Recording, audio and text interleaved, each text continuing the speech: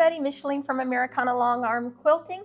This is Leah, my good friend, and today we're going to do a how-to video on how do you pick fabric for your project. So there are all kinds of ways to do this, and it can be a little bit intimidating. I know it is for me. Definitely for me.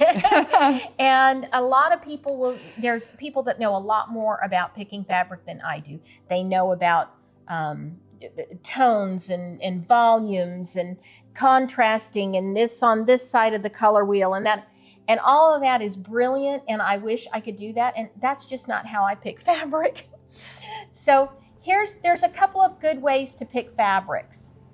One is get a jelly roll. They've done it all for you, or a pre-cut, right? Exactly. That's so easy. That's the easy way to do it. They've already done it. Another really good way, and this is the way that I tend to do it, is pick a focal fabric. Pick a fabric that you go, oh, that's the one that I want to do. And the other day, Leah and I went to a sale at Faust, which is a wholesale company that sells to shops and things like that. You have to have a retail license to go. And twice a year they have a sale, and you buy things by the pound, and it's so much fun.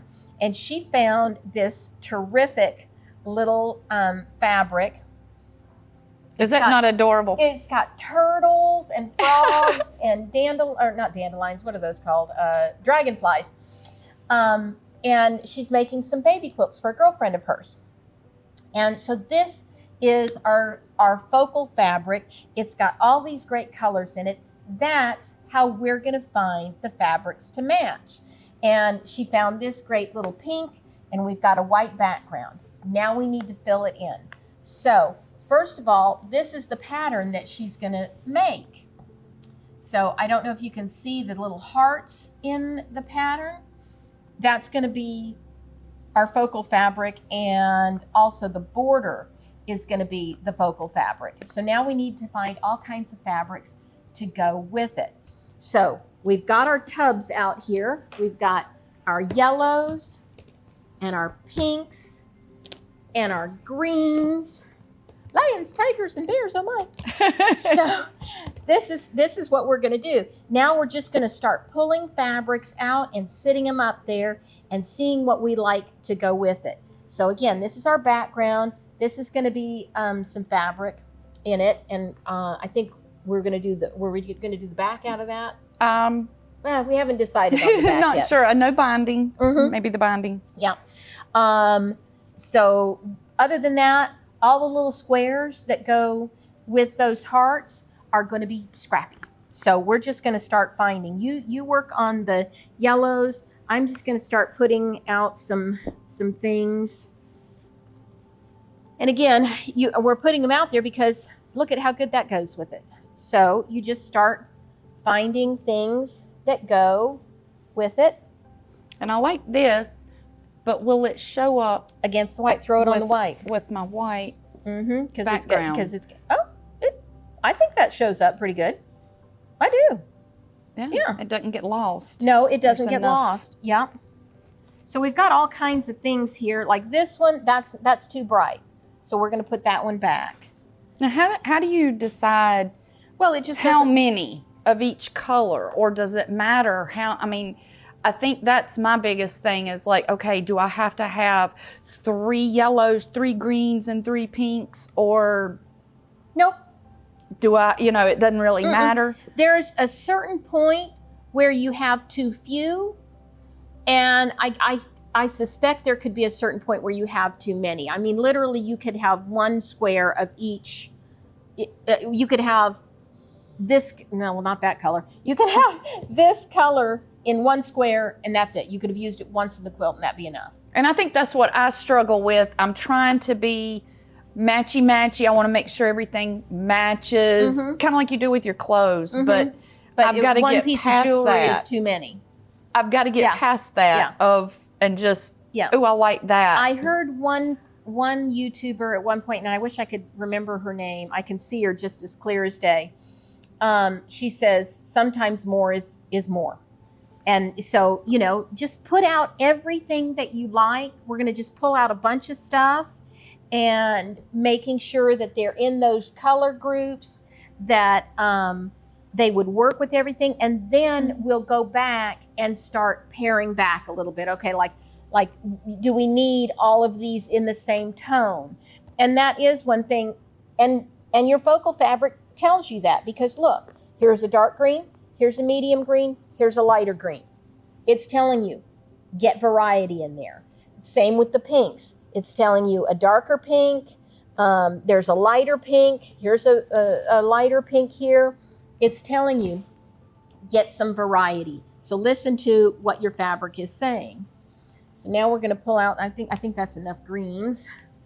Of course, this one's awfully cute too. We'll put those out there too. And I tend to pull the same thing, like all the, you know, the same style of, you know. Well, and that's a really good point, because you don't necessarily want, you know, you're making a little baby quilt, right?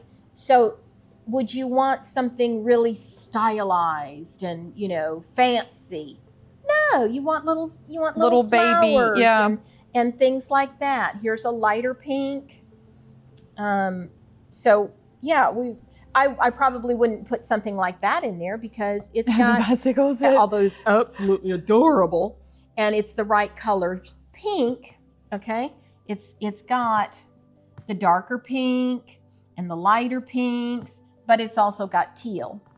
And teal is nowhere in that. So that would be a no for that one. Okay, so I think we've got enough pinks and enough greens. I think I got enough enough yellows. I think I got enough yellows. Okay. I don't So see anything else. now what we're going to do is now we're going to try and eliminate a few. Just because we don't absolutely have to have 80 of each color. You could. So let's talk the green first. I can tell right off the bat that even though I love these two colors right here, they're obviously the wrong, they're the wrong shade. Okay? And I pulled them out of the basket and threw them on there, didn't give it a whole lot of thought, and now I'm looking at them and I can say, those two don't work. They don't go. So we're going to put those back. Now, the rest of these do seem to work really well. And let's see what we've got here. We've got a variety of shades. Like these I would think be called lights. Maybe these two would be mediums and these two would be darks. Darkers. So that's good. That's good to have that variety, and they all go with that. So whether we're going to use them all or not, doesn't matter, don't know. We're just going to put those aside. Those are our green selections, and now we're done with green. So now let's go on to the next selection. So this is kind of a fun thing too. This one's got all kinds of different colors in it. That is so pretty. So I it's really got the love greens that. and the yellows and the pinks. So I think that's a winner. That's definitely a winner. Yeah. So these other three are nice because you've got a cute little check. So that's something different. You've got a light pink, a darker pink, and then we've got this pink here that we can use too. So I think that's a good selection of pinks. We've got this one here too, I just saw.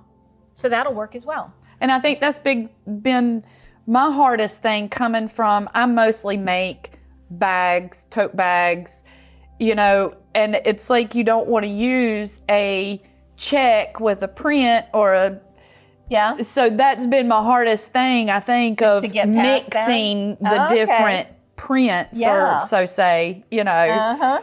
because on a bag you want it to really match more, Right, I guess. It's right. so say. And I would think too that you don't want as many things in it because you want that bag to go with a lot of different outfits. Exactly. Yep. So let's put some more pieces up here and see what we can't come up with these yellows, which I think we've found absolutely adorable yellows to go with it as well. Again, we're simply pulling from our focal fabric. We've put in some stripes, which are fun, and this has got some pink in it. Here's another little plaid, which is really cute. Got a couple of them that have green in it. So I think that we've got everything pulled together to make that pattern, and it's going to end up really cute. So I hope you learned something from this. This is just kind of how we go about finding fabrics to do our projects with. It's kind of hit or miss. There's no big science to it. Get you a focal fabric and go from there. All right. Thanks so much for watching. Please like, share, and subscribe. Do all the things that make an algorithm sing. And until next time, stay quilting. Stay quilting. Bye.